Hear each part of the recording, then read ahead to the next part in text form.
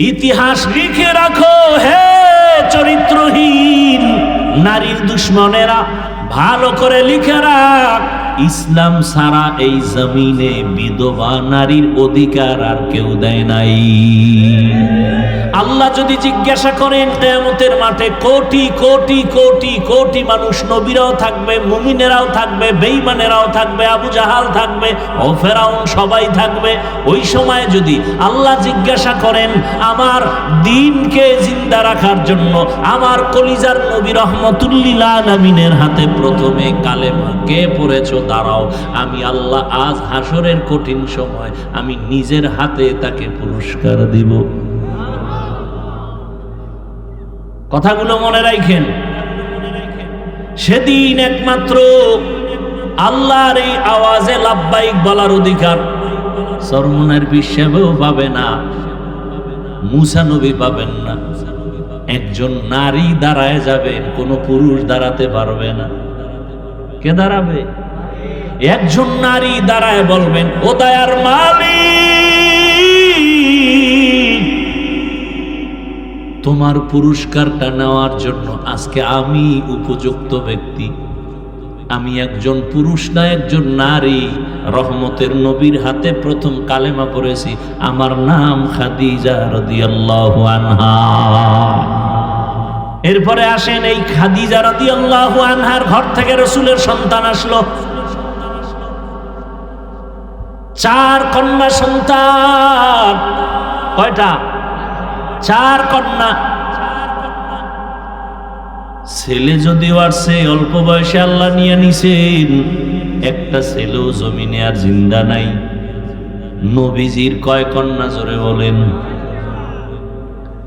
4 কন্যা। পৃথিবীর শ্রেষ্ঠ রহমতের নবী আমার, তার কন্যা 4। সারা দুনিয়ার মানুষকে জানায় দিল তোমরা নারী পছন্দ করো না, অথচ ইসলামের মহানায়ক, সৃষ্টির শ্রেষ্ঠ ব্যক্তি, রহমতের নবী, তার একটা ছেলেও নাই, তার 4 কন্যা। যখন ছেলে হয়ে মরে গেল, আরবের বেঈমানেরা হাসি দিয়া রসুলের গালি দিয়া কয়, মুহাম্মদের ছেলে নাই, বংশ রক্ষা হবে না, মুহাম্মদের নাম এ জমিনে কেউ নিবে না। কিন্তু 4 কন্যা আল্লাহ দিলেন। আরবের মানুষ কন্যা পছন্দ করে না, অথচ পৃথিবীর শ্রেষ্ঠ মহানায়কের কন্যা কয়জন? এবং ভবিষ্যৎবাণী করে গেলেন, দুনিয়ার সন্তানের বাবারা, মায়েরা, লিখে রাখো, যে একটা কন্যার বাবা হইবা একটা জান্নাতের মালিক হয়ে যাইবা। যেই মা বাবা 2টা কন্যা সন্তান পেয়েছো, তুমি 2টা জান্নাতের মালিক। যে 3টা কন্যা পেয়েছো, 3টা জান্নাতের মালিক। যে 4 কন্যা পেয়েছো, 4টা জান্নাতের মালিক হয়ে গেছো। একজন ছেলেও নাই।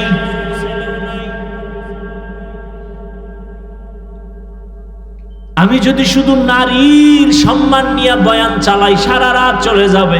এরপরেও যারা নারীর সম্মান ভিন্ন দিকে খোঁজার চেষ্টা করে, এটা আমি বলবো চেষ্টা না, এটা হলো অপচেষ্টা। কি চেষ্টা? অপচেষ্টা। ওরা আসলে নারীর সম্মান চায় না, নারীকে রাস্তার ধুলার সাথে মিশাইয়া ভোগের সামগ্রী বানাতে চায়। ওরা নারীর সম্মান নষ্ট করার জন্য পাগল হয়ে গেছে। ওরা চরিত্রহীন। আমার মায়ের ইজ্জত, আমার বোনের ইজ্জত রক্ষার জন্য আর দেরি করা যাবে না।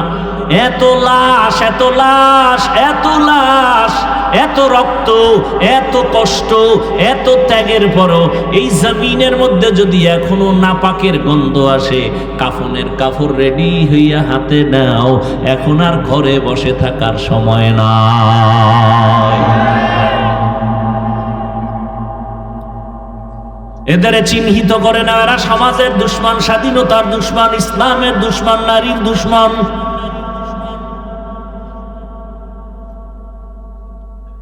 নারীর সম্মান বাস্তবে দেখতে চাইলে আফগানিস্তানে যাও।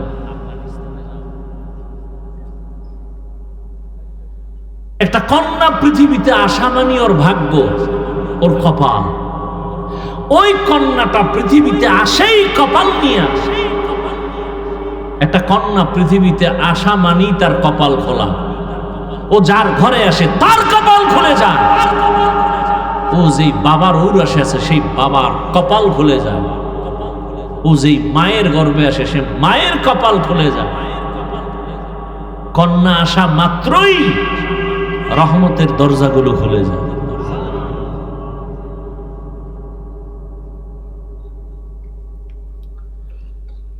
এই জন্য না প্রবাদ আছে না, প্রবাদ, সংসার ধন্য হয় রমণীর গুণে, সংসার ধ্বংস হয় নারীর কারণে।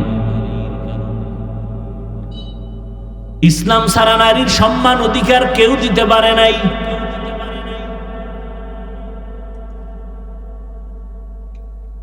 কিয়ামতের ময়দানে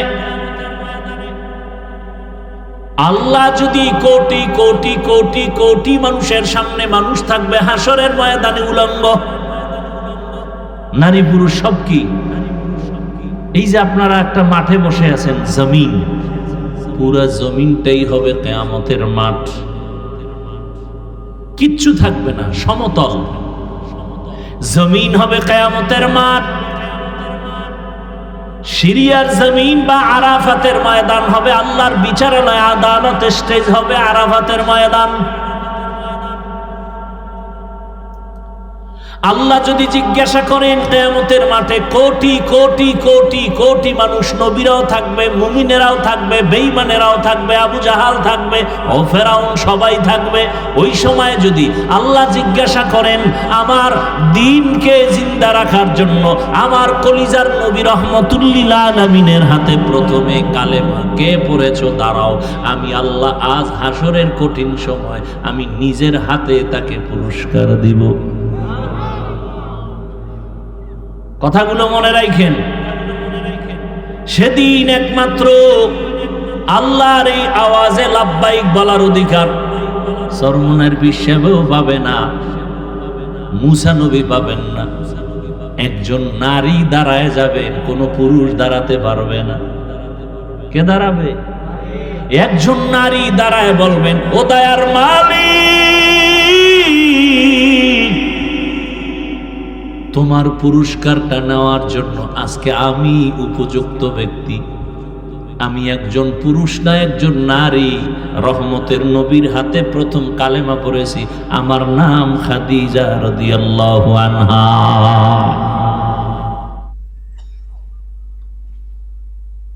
সংক্ষেপে দুই চারটি কথা বলবো শুধু রাসূলের আদর্শের উপরে। পৃথিবীতে যত ধর্ম আছে আল্লাহর দেওয়া আর মানুষের বানানো, কোন ধর্মে নারীর সম্মান দেয়নি, শুধু আল্লাহ ইসলাম দিয়ে দিয়েছে। বলেন আল্লাহর দেওয়া ধর্ম ইসলাম। আল্লাহর দেয়া ধর্মের নাম ইসলাম। হ্যাঁ, আল্লাহর দেয়া ধর্ম ইসলাম তো আছে, এর আগে ঈসা নবীর ধর্ম, মুসা নবীর ধর্ম, এই যে আরো কিছু ছিল।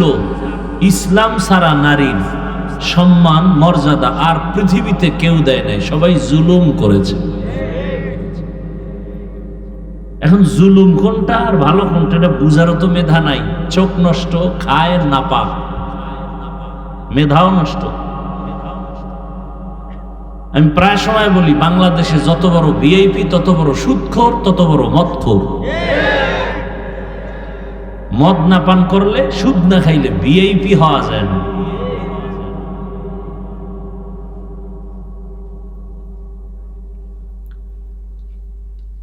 আল্লাহ সব ভাইকে হেদায়াত দান করেন। সকলের পরিচিত একটা আয়াত আমি পড়েছি, মনে আছে না? ওয়ামা আরসালনাকা ইল্লা রাহমাতাল লিল আলামিন। আল্লাহ নবীর ব্যাপারে বলেন, হে রাসূল করিম সাল্লাল্লাহু আলাইহি ওয়া আলিহি ওয়াসাল্লাম, আমি আপনাকে পাঠাই নাই দুনিয়াতে, হ্যাঁ পাঠিয়েছি জগৎ সমূহের রহমত করে। নবীজি বলেন হাদিসে পাকে, মাইয়ুরিদিল্লাহু বিহি খাইরান ইউফাক্কিহু ফিদ্দীন, আল্লাহ যাকে বেশি ভালোবাসেন, মোহব্বত করেন, তাকে দ্বীনের সমঝ দান করেন। একটা হলো দ্বীনের জ্ঞান, আর একটা হলো দ্বীনের বুঝ। জানছেন পর্দা করা ফরজ, কিন্তু ভেতরে বুঝ আসে নাই যে এটা না মানলে আমার শাস্তি হবে। যার মধ্যে বুঝ এসে গেছে সে জেনারেল লাইনে থাইকেও পর্দা করে। প্রত্যেকটা মুমিন মুসলমান জানে দাড়ি কামানো ছাটানো কবিরা গুনাহ, হারাম। মানে না কেন? আল্লাহর শাস্তি যে ভোগ করতে হবে সেই বুঝ এখন অন্তরে আসেনি। যার অন্তরে বুঝ এসে গেছে সে ডাক্তার হইয়াও দাড়ি রেখে দিছে, ইঞ্জিনিয়ার হয়েও দাড়ি রেখে দিছে,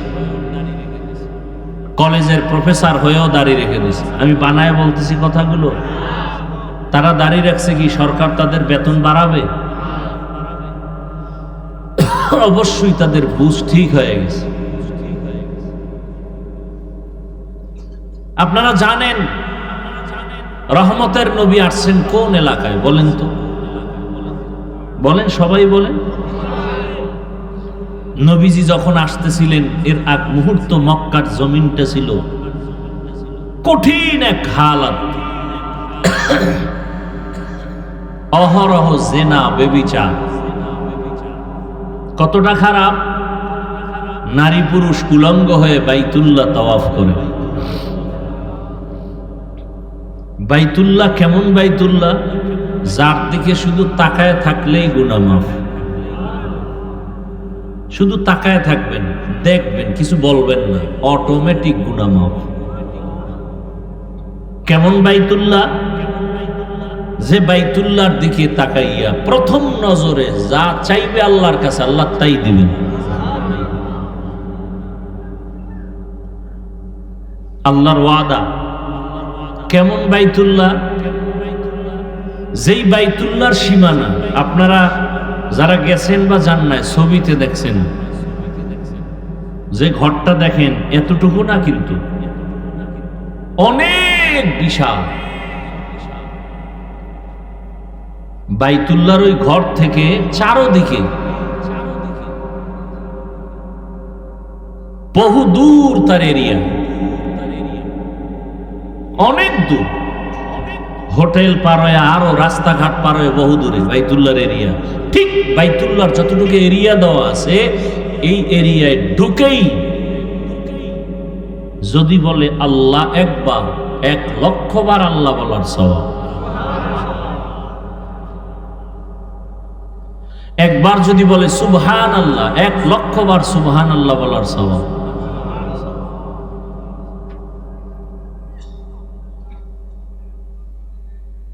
আল্লাহ নিজে বাইতুল্লাহর মর্যাদার ঘোষণা কোরআনে দিয়েছেন।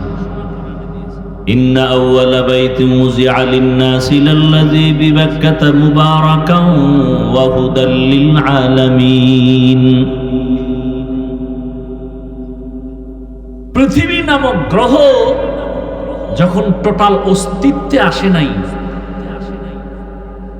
ঠিক আল্লাহ রাব্বুল আলামিন তখন আংশিক অস্তিত্বে আসা মাত্রই আল্লাহ প্রথম একটা ঘর বানাইলেন, বাইতুল্লাহ।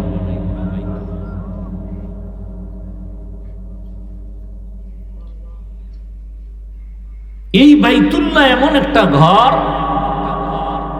আপনাদের এই মসজিদ কার ঘর? জোরে বলেন। বাইতুল্লাহ কার ঘর? এদের দিকে তাকাইলে সওয়াব হবে? এখানে বসে একবার আল্লাহ কইলে 1,00,000 পাবেন? এটাও আল্লাহর ঘর, সেটাও ব্যবধান আছে না নাই? তাহলে এই যে মসজিদের পাশে কোনো বাড়ি আছে? বলেন না কেন? আছে। মসজিদ থেকে দূরে একটা বাড়ি আছে। আচ্ছা ধরে নেন এটা তো বাজার, মসজিদের পাশে দোকান আছে না, আর দূরেও দোকান আছে। ওই দোকানওয়ালা যতটুকু অপরাধ করে তুলনামূলক মসজিদের পাশের দোকানওয়ালা কি ওর থেকে বেশি করবে অন্যায় না কম? কেন? মসজিদ। এই কারণে যে ও জান্নাত পাইবে বিষয়টা এমন না। তাহলে বোঝা গেল আল্লাহর ঘরের একটা সম্মান। দূরের লোকটা অন্যায় যাই করে, মসজিদের পাশের লোকটা ওই পরিমাণ করে না, সামান্য হলেও ভয় আছে। তাহলে সারা দুনিয়ার মানুষ খারাপ হলেও বাইতুল্লাহর পাশের মানুষগুলো তো একটু ভালো হওয়া, অথচ পৃথিবীর মধ্যে নিকৃষ্ট খারাপ হলো বাইতুল্লাহর পাশের মানুষ, মক্কার মানুষ। ওই যে বললাম, বাইতুল্লাহ তাওয়াফ করে নারী আর পুরুষ উলঙ্গ। কোন পশু জবে করে রক্তগুলো বাইতুল্লাহর দেওয়ালে মাখায়, এই নিয়তে যে দেওয়ালে রক্ত মাখলে আমার কোরবানি কবুল। বিয়ে শাদী নাই, অবাধে চলতেছে। ইতিহাস ভুলে যাবেন না। একটা জাতিকে ধ্বংস করার জন্য তার ইতিহাসকে ভুলিয়ে দেওয়াটা বড় একটা থিম। ইতিহাস ভুলবেন না। মুসলমানের ইতিহাস জাগ্রত ইতিহাস, মুসলমানের ইতিহাস বিজয়ের ইতিহাস। মুসলমানকে দমাতে না পারার বড় একটা কারণ এদের ইতিহাস আগুনের ইতিহাস।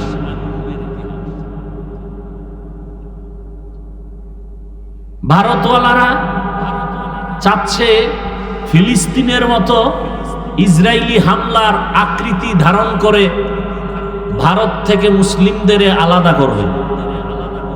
কি বলে? যেটা হিন্দুদের দেশ। বলে না? বলে না? অথচ ভারত হিন্দুস্তান নাম। কি নাম?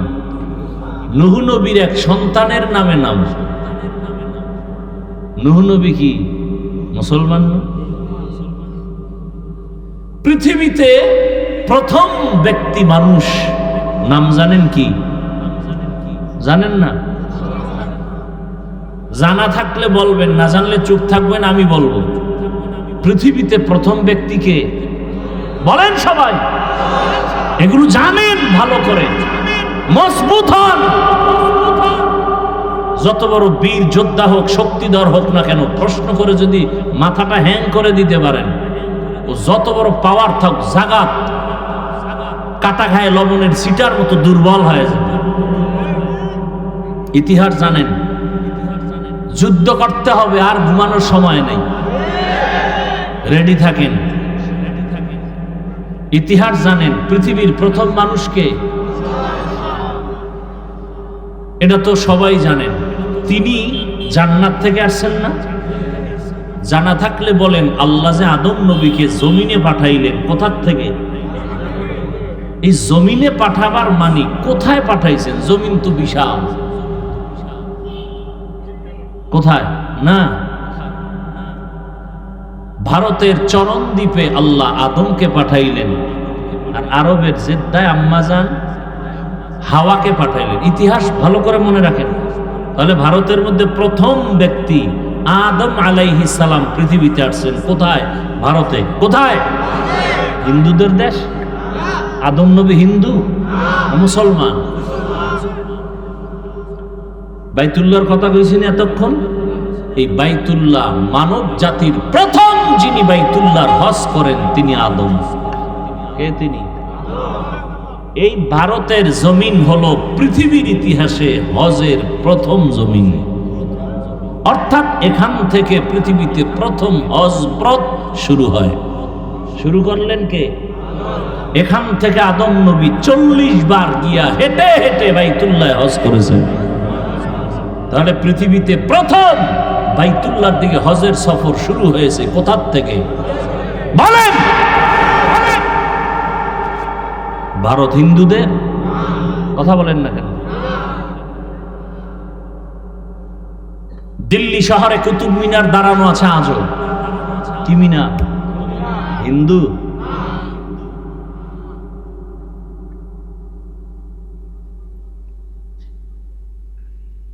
মোগলদের ইতিহাস ভুলে গেলে চলবে না। এই ইতিহাসগুলো পড়েন। বই কিনবেন না, মোবাইলে সার্চ দেন, মোগল সম্রাট কারা। বাদশাহ শাহজাহান, তাজমহল আসেনি ভারতে হিন্দুদের? কি আজীব কথা! ইতিহাস আমরা নিয়ে গবেষণা করি না, এক গজবের মোবাইল দিয়া সব ধ্বংস। চাইলেই কিন্তু এখান থেকেই নিতে পারে, গুগলে সার্চ দাও, আগ্রার তাজমহল কে বানাইল, মোগলদের ইতিহাস কি, বাদশাহ আলমগীর কে, কুতুব মিনার কার।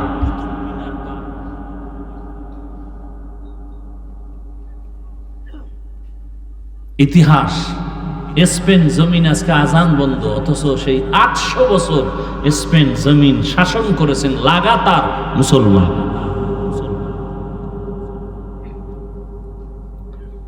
অধিকার আদায় করার জন্য প্রস্তুতি নিতে হবে।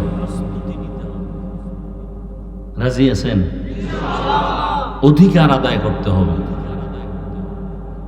আমরা নারীর বিরুদ্ধে না, বরং নারীর অধিকার আদায়ের জন্য আমরা কথা বলতেছি। ইসলাম ছাড়া নারীর অধিকার কেউ দেয়নি। যারা বলে দেয় নাই, ইসলাম দেয় নাই, ওরা এই জমিনের চরিত্রহীন, ওরা নারীর দুশ্মন। হিন্দুদের ধর্মের কিতাবগুলো খুঁজেন, নারীদের উপরে জুলুম। খ্রিস্টানদের ধর্মের কিতাব খুঁজেন, নারীদের উপরে জুলুম। ইহুদিদের ধর্মের কিতাব খুঁজেন, নারীদের উপরে জুলুম। একমাত্র ইসলাম নারীর উপরে ইনসাফ শুধু না, এহসান করেছে। ইনসাফ না কি এহসান। তো মক্কার মানুষ ছিল চূড়ান্ত খারাপ। এই অবস্থায় পৃথিবীর শ্রেষ্ঠ রোগীদের জন্য শ্রেষ্ঠ ডাক্তার আল্লাহ পাঠাইলেন রহমাতুল্লিল। আরবের মধ্যে আর একটা মারাত্মক অভিশাপ ছিল, কন্যা নারীদেরকে আরববাসীরা পছন্দ করে না। এটা জানেন না? বিধবা নারীকে পছন্দ করে না। কোন বাবার মেয়ে হলে বাবা লজ্জায় মুখ দেখায় না, বাজারে যায় না। মেয়ে কন্যা সন্তান হলেই মনে করে আমার কপালে অভিশাপ। বুঝেন কেমন অবস্থা মক্কার। নারীদের তারা অবহেলা করে। ঘরের মধ্যে ছেলে হলে সবাই ঈদের আনন্দ করে, মেয়ে হলে মনটা বেজার। এমন এক কঠিন সময় আসছে রহমাতুল্লিল আলামিন। ইমামুল আউয়ালিন আল আখিরিন বাহরে সাদকা রাহমাতাল্লিল আলামিন। রহমতের নবী মক্কা নগরীতে এমন এক হালাতে আসলেন যেই সময় নারীদেরকে সমাজের সবাই অবহেলা করে। রহমতের নবী আসছেন। কেমন এক নবী আমার 1 মিনিটে বলি বুঝার। ওই যে শুরুতেই বলেছি, মাওলায় বুঝ না দিলে কি উপায়? আল্লাহ যদি বুঝ না দেন, বুঝার চেষ্টাও না করেন, আমি হাফিজুর রহমান কেন? রহমতের নবীও যদি বয়ান করে, আবু জাহালের মতো বেঈমানের বুঝও ঠিক হয় না। গরবা সুরত আদমি ইনসাবুদে আহমদ বু জাহলো হামেক সাবুদে আদমিরা আদমিয়ত লাজমাস্ত উদরাগর বুনা বাসদ হি জামাস। রহমতের নবী মক্কা নগরীতে আসলেন যেই সমাজের মানুষগুলো কন্যা পছন্দ করে না। রহমতের নবী পৃথিবীর এক শ্রেষ্ঠ ডাক্তার, যেই ডাক্তারের চিকিৎসার প্রেসক্রিপশন দেওয়ার পরে যেই রোগীর জীবন পর্যন্ত কোনোদিন আর কোনো ডাক্তার দেখাতে হয় না, ওই ডাক্তার ওই রোগীদের জন্য শ্রেষ্ঠ ডাক্তার। আমার নবী এমন শ্রেষ্ঠ ডাক্তার, কিয়ামত পর্যন্ত এই জমিনে যত রোগী আসবে সব রোগীদের জন্য ঔষধ দিছেন আমার নবীর প্রেসক্রিপশন। কিয়ামত পর্যন্ত আর কোনো নবীও লাগবে না, গোলাম আহমদ কাদিয়ানী লাগবে না। এই জমিনে কিয়ামত পর্যন্ত যত রোগ মানুষ তোমার হবে, সব রোগীদের রোগের একটাই ঔষধ, রাহমাতুল লিল আলামিনের আদর্শ।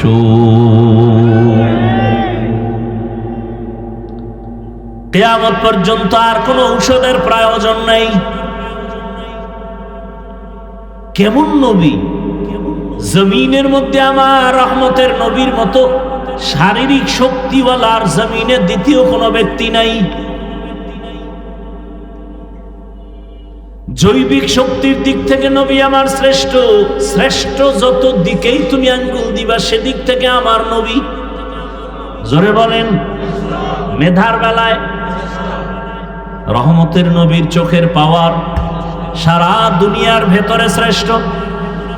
রহমতের নবীর মেধা, রহমতের নবীর দৈহিক গঠন সারা দুনিয়ার মানুষের মধ্যে শ্রেষ্ঠ। কেমন মায়ার নবী আমার! মানুষ অনেক সুন্দর, অনেক সুন্দর, আমার নবী কেমন সুন্দর যে বয়ান করিয়া শেষ করা যাবে না। রহমতের নবীর আখলাক কত সুন্দর! যেই নবীকে এক নজর দেখার জন্য গর্তের পিপিলিকা অপেক্ষা করে, যেই রহমতের নবীর চেহারা মোবারক দেখার জন্য গর্তের সাপ অপেক্ষা করে। কেমন মায়ার নবী আমার! সারা দুনিয়ার মানুষের শক্তি এক জায়গায় করলেও নবীর শক্তির সামনে তুলনা হবে না। আর সেই নবীর 25 বছর বয়সে কেমন যৌবন, কেমন শক্তি নবীর! কিন্তু আল্লাহর কুদরত দেখো, জাতি ভুলিও না। রহমতের নবী 25 বছরের বয়সের যৌবনটা কত মারাত্মক। ঠিক এমন সময় নবী বিবাহ করবেন পৃথিবীর এক শ্রেষ্ঠ কুমারী নারী, কিন্তু না, ইতিহাস রহমতের নবী এই টাইমে এমন একজন নারীকে বিবাহের বন্ধনে নিলেন, যেই নারীর নাম আপনারা জানেন, খাদিজা রাদিয়াল্লাহু আনহা। 2 জন স্বামী বিদায় হয়ে গেল, আবার বয়সটাও তার 40 বছর। কয় বছর? মাথা নষ্ট করবেন না, বুঝার চেষ্টা করেন। এত বড় এক দামি নবী, এত বড় এক শক্তিওয়ালা মায়ার নবী, এত সুন্দর চরিত্রের অধিকারী আমার নবী, ঠিক যৌবনের সময় বিবাহের বন্ধনে প্রথম, ইতিহাস ভুলে যাওয়ার না, এমন একজন আল্লাহর বান্দি আসলো রসুলের ঘরে, যে 2 জন স্বামী বিদায়, আবার সন্তান হয়েছে আরো 2-এর অধিক। তৃতীয় স্বামী হিসাবে রহমতের নবীকে নিলেন, আবার বয়সও সমান। কার? 40 বছর। কার? আহা! নবী এমন কেন করলেন, আর আল্লাহ করাইলেন কেন? সারা দুনিয়ার মানুষের জানায়া দেওয়ার জন্য কিয়ামত পর্যন্ত ইতিহাস লিখে রাখো। হে চরিত্রহীন নারীর দুশ্মনেরা, ভালো করে লিখে রাখ, ইসলাম ছাড়া এই জমিনে বিধবা নারীর অধিকার আর কেউ দেয় নাই।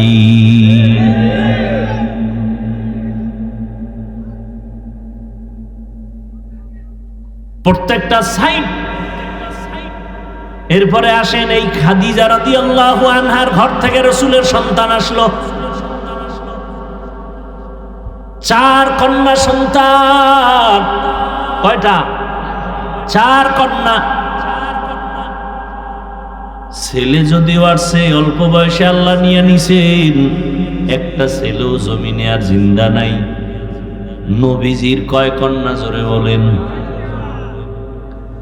4 কন্যা। পৃথিবীর শ্রেষ্ঠ রহমতের নবী আমার, তার কন্যা 4। সারা দুনিয়ার মানুষকে জানায় দিল তোমরা নারী পছন্দ করো না, অথচ ইসলামের মহানায়ক, সৃষ্টির শ্রেষ্ঠ ব্যক্তি, রহমতের নবী, তার একটা ছেলেও নাই, তার 4 কন্যা। যখন ছেলে হয়ে মরে গেল, আরবের বেঈমানেরা হাসি দিয়া রসুলের গালি দিয়া কয় মুহাম্মদের ছেলে নাই, বংশ রক্ষা হবে না, মুহাম্মদের নামে জমিনে কেউ নিবে না। কিন্তু 4 কন্যা আল্লাহ দিলেন।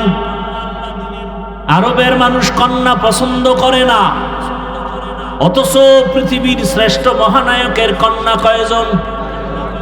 এবং ভবিষ্যৎবাণী করে গেলেন, দুনিয়ার সন্তানের বাবারা, মায়েরা লিখে রাখো, যে একটা কন্যার বাবা হইবা একটা জান্নাতের মালিক হয়ে যাইবা। যেই মা বাবা 2টা কন্যা সন্তান পেয়েছো, তুমি 2টা জান্নাতের মালিক। যে 3টা কন্যা পেয়েছো, 3টা জান্নাতের মালিক। যে 4 কন্যা পেয়েছো, 4টা জান্নাতের মালিক হয়ে গেছো। একজন ছেলেও নাই।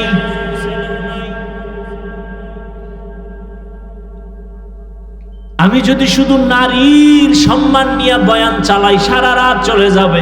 এরপরেও যারা নারীর সম্মান ভিন্ন দিকে খোঁজার চেষ্টা করে, এটা আমি বলবো চেষ্টা না, এটা হলো অপচেষ্টা। কি চেষ্টা? অপচেষ্টা। ওরা আসলে নারীর সম্মান চায় না, নারীকে রাস্তার ধুলার সাথে মিশাইয়া ভোগের সামগ্রী বানাতে চায়। ওরা নারীর সম্মান নষ্ট করার জন্য পাগল হয়ে গেছে। ওরা চরিত্রহীন। আমার মায়ের ইজ্জত, আমার বোনের ইজ্জত রক্ষার জন্য আর দেরি করা যাবে না। এত লাশ, এত লাশ, এত লাশ, এত রক্ত, এত কষ্ট, এত ত্যাগের পরও এই জমিনের মধ্যে যদি এখনো নাপাকের গন্ধ আসে, কাফনের কাপড় রেডি হইয়া হাতে নাও, এখন আর ঘরে বসে থাকার সময় নাই। এদের চিহ্নিত করে না, এরা সমাজের দুশমন, স্বাধীনতার দুশমন, ইসলামের দুশমন, নারীর দুশমন।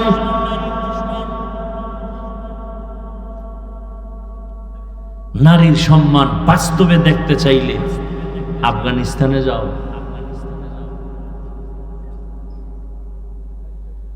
একটা কন্যা পৃথিবীতে আসা মানে ওর ভাগ্য, ওর কপাল। ওই কন্যাটা পৃথিবীতে আসেই কপাল নিয়ে। একটা কন্যা পৃথিবীতে আসা মানেই তার কপাল খোলা। ও যার ঘরে আসে তার কপাল খুলে যায়। ও যেই বাবার ঔরসে আছে সেই বাবার কপাল খুলে যায়। ও যেই মায়ের গর্ভে আসে সে মায়ের কপাল খুলে যায়। কন্যা আসা মাত্রই রহমতের দরজাগুলো খুলে যায়।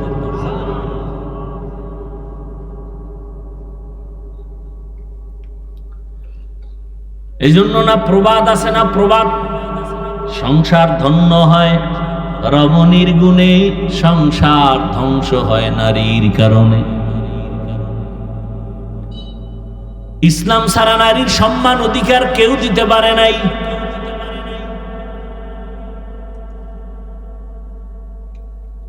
কিয়ামতের ময়দানে আল্লাহ যদি কোটি কোটি কোটি কোটি মানুষের সামনে, মানুষ থাকবে হাসরের ময়দানে উলঙ্গ, নারী পুরুষ সব কি? এই যে আপনারা একটা মাঠে বসে আছেন, জমিন, পুরা জমিনটাই হবে কিয়ামতের মাঠ। কিচ্ছু থাকবে না, সমতল জমিন হবে কিয়ামতের মাঠ। সিরিয়ার জমিন বা আরাফাতের ময়দান হবে আল্লাহর বিচারালয়, আদালত স্টেজ হবে আরাফাতের ময়দান। আল্লাহ যদি জিজ্ঞাসা করেন কিয়ামতের মাঠে, কোটি কোটি কোটি কোটি মানুষ, নবীরাও থাকবে, মুমিনেরাও থাকবে, বেঈমানেরাও থাকবে, আবু জাহাল থাকবে, ও ফেরাউন, সবাই থাকবে। ওই সময় যদি আল্লাহ জিজ্ঞাসা করেন আমার দ্বীনকে জিন্দা রাখার জন্য আমার কলিজার নবী রহমতুল্লিল আলামিনের হাতে প্রথমে কালেমা কে পড়েছো, দাঁড়াও, আমি আল্লাহ আজ হাসরের কঠিন সময় আমি নিজের হাতে তাকে পুরস্কার দিব। কথাগুলো মনে রাখেন। সেদিন একমাত্র আল্লাহর এই আওয়াজে লাব্বাইক বলার অধিকার সরমনের হিসেবেও পাবে না, মুসা নবী পাবেন না। একজন নারী দাঁড়ায় যাবেন, কোন পুরুষ দাঁড়াতে পারবে না। কে দাঁড়াবে? একজন নারী দাঁড়ায় বলবেন, ও দয়ার মালিক, তোমার পুরস্কারটা নেওয়ার জন্য আজকে আমি উপযুক্ত ব্যক্তি। আমি একজন পুরুষ না একজন নারী, রহমতের নবীর হাতে প্রথম কালেমা পড়েছি, আমার নাম খাদিজা রাদিয়াল্লাহু আনহা।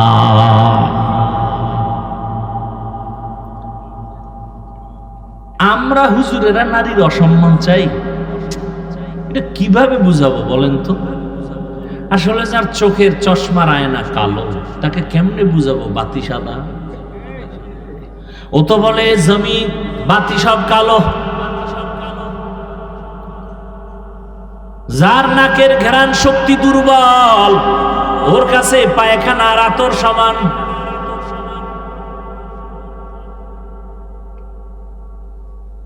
যার জিহ্বার শক্তি নাই,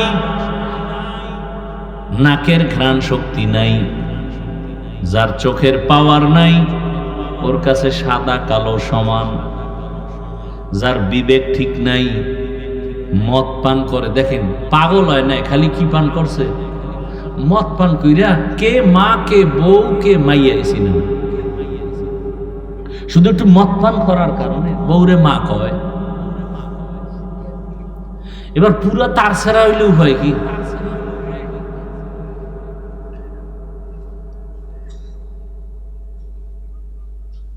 তাহলে যাদের দেমাগ পুরো নষ্ট, একে কেমনে বুঝাবো?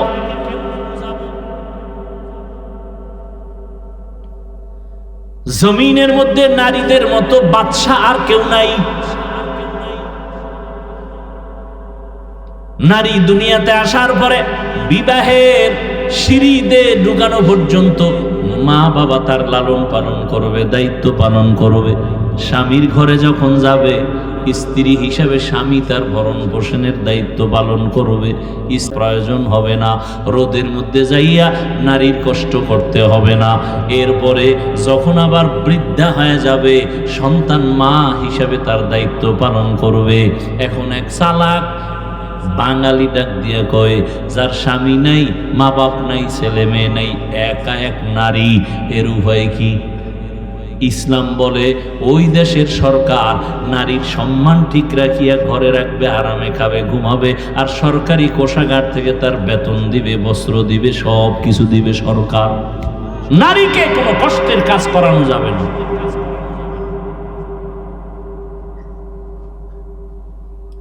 কিন্তু দুনিয়া সব উল্টা পাল্টা হয়ে গেছে। কিয়ামত তো হতে হবে। এই জন্য মুমিনের উপরে বিপদ। আপনি ঈমান নিয়ে চলবেন না, কোনো বিপদই নাই। আর ঈমান নিয়ে বাঁচতে চাইলে বিপদ আর বিপদ, চারদিকে বিপদ। চোখের বিপদ, হাতের বিপদ, খাইতে যাবেন বিপদ, গাড়িতে উঠবেন বিপদ। আজকে কত মা ধর্ষিতা হয়,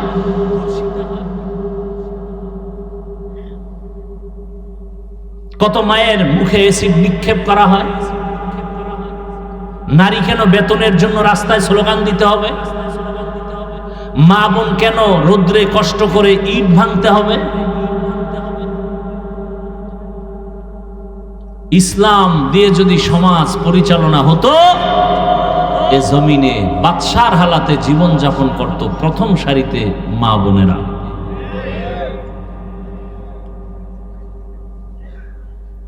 কিন্তু চরিত্রহীন লম্পট যারা, এরা নারীদের এই অবস্থায় নিতে দিবে না। চরিত্র তাদের দুর্বল। রহমতের নবী আসলেন জমিনে মক্কা নগরীতে। নারীদের সম্মান পয়েন্টে পয়েন্টে আল্লাহ পাক নবীর মাধ্যমে স্থির করে দিলেন। বাবায় মরে যাবে, সম্পদ ভাগ করে ছেলে যা পাবে তার অর্ধেক নারী পাবে। এই জায়গায় যাইয়া মাথা গরম বানায় নিয়েছে। ছেলে যে পাইল এর অর্ধেক পাবে নারী, এই নারী যে অর্ধেক পাইয়াও অনেক বেশি পাইছে ছেলের থেকে, এটা বুঝার মেধাই নেই, মাথা গরম হয়ে গেছে।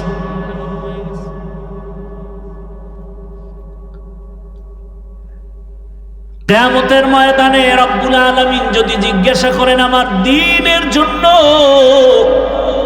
বিনা হিসাবে জান্নাত পাওয়ার যত রাস্তা আছে এর মধ্যে একটা সর্বোৎকৃষ্ট রাস্তা হলো শাহাদাতের রাস্তা।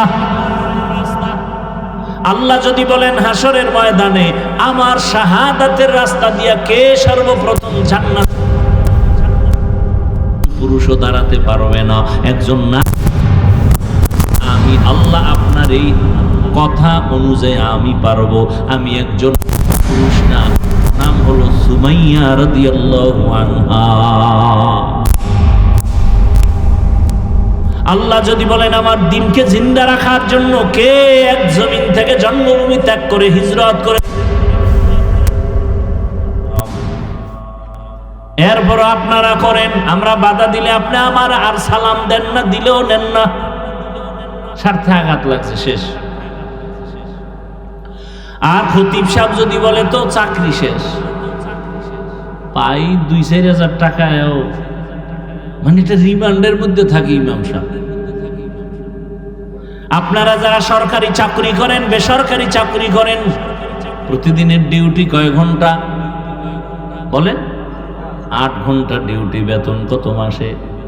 নিম্নে বলেন। প্রতিদিন 8 ঘন্টা ডিউটি, মাসে 20,000 টাকা নেন, আবার টেবিলের নিচে তো আরো কত মুক্তা টুক্তা পান।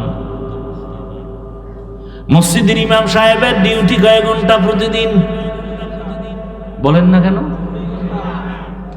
বেতন কত? কয় হাজার? ঘুমের ভিতরে ঠাডা পড়া দরকার ছিল এই জাতির উপরে, শুধু মুহাম্মদের উম্মত হওয়ার কারণে আল্লাহ হেফাজত করছেন। রহমতের নবীর উম্মত হওয়ার কারণে আল্লাহ হেফাজত করেছেন। 24টা ঘন্টা ইমাম সাহেব ডিউটি করে, বেতন 5-6 হাজার, তাও ঠিক মতো দেয়া হয় না।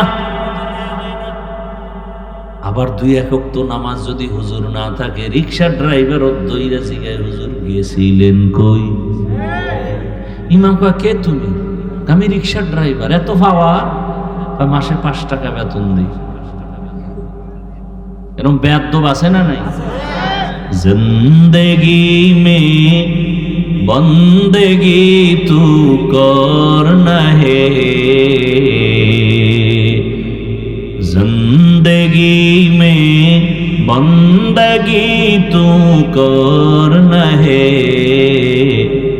जिंदगी बे बंदगी शर्मिंदा है, जिंदगी बे बंदगी शर्मिंदा है। यहाँ हम सब मुसाफिर दिल ना लगा, अहले दिल की नजर से रूह करतजा, शाह दौलत सब फकीर गर नेक नेहे, शाह दौलत सब फकीर गर नेक नेहे, जिंदगी में बंदगी तू करना है, जिंदगी बे बंदगी शर्मिंदा है, जिंदगी बे बंदगी शर्मिंदा है। এর এলাকার বাবারা, বৃদ্ধ বাবাজি, যুবক, পর্দার আড়ালের মা বোনেরা, এ জমিনে যত ভালো ভালো সন্তান আসছে সব খবর নিয়ে দেখবেন মায়ের কারণে ভালো। গাছ ভালো হলে ফল ভালো, মা যদি ভালো হয় সন্তান ভালো। দুনিয়াতে যত ভালো সন্তান দেখেন খোঁজ নিয়ে দেখবেন তার মায়ের আদর্শ ভালো হওয়ার কারণে সন্তানের আদর্শ ভালো। এসপি সাহেবের ব্যবহার ভালো, খোঁজ নিয়ে দেখবেন তার মায়ের আদর্শের কারণে। ডিসি সাহেবের ব্যবহার ভালো, মায়ের কারণেই হয়েছে। এ জমিনে বড় বড় দামি সন্তান আসছে শুধু মায়ের চরিত্র ভালো হওয়ার কারণে। খাজা মঈনুদ্দিন চিশতি আজমিরি রহমাতুল্লাহ আলাইহি মদিনাতুল মুনাওয়ারা থেকে ভারতের জমিনে আসছেন কালেমার দাওয়াত দেওয়ার জন্য। লক্ষ লক্ষ বিধর্মী তার হাতে কালেমা পড়েছে। মায়ের কাছে আনন্দ প্রকাশ করে, মা বলে তোমার কোনো অবদান নাই, সব আমি মায়ের অবদান। খাজা মঈনুদ্দিন চিশতি আজমিরি রহমাতুল্লাহ আলাইহি বলেন, মা তোমার অবদান কি? মা বলে, বাবা আল্লাহর জাতের কসম, তুই আমার গর্বে যখন আসছো আমি মা ঘুমাই না, আল্লাহর দরবারে কান্না করতাম, দোয়া করতাম, হে মালিক আমার গর্বের সন্তানটাকে তোমার ওলি হিসাবে দুনিয়ায় পাঠাইও। তুই দুনিয়াতে আসার পর আমি মা তোকে যতদিন দুগ্ধ পান করাইছি, আল্লাহর কসম রে মঈনুদ্দিন, আমি মা এক ফোঁটা দুধও তোর মুখে বিনা ওযুতে দেই নাই। এরে আল্লাহর বান্দারা, আজকে বয়ান শুনেন, কানে ঢুকে না কেন? কানের ভেতরে তো নাপাক ঢুকায় রাখছেন। রহমতের নবীর আদর্শ ছিল দুনিয়াতে বাচ্চা আসার পরে ডান কানে আজান দাও, বাম কানে ইকামত। কয়জন বাবা বুকে হাত দিয়ে বলতে পারবে আমার সন্তান দুনিয়াতে আসার পরে আসা মাত্র আমি ডান কানে আরবি আজানের আওয়াজ দিছি, বাম কানে ইকামতের আওয়াজ দিছি। সন্তান আসা মাত্রই হসপিটালে, খালি হসপিটালে দৌড়ায়, মসজিদ বাদ দিয়া। চিন্তা করে, মসজিদে যায় না, কই যায়?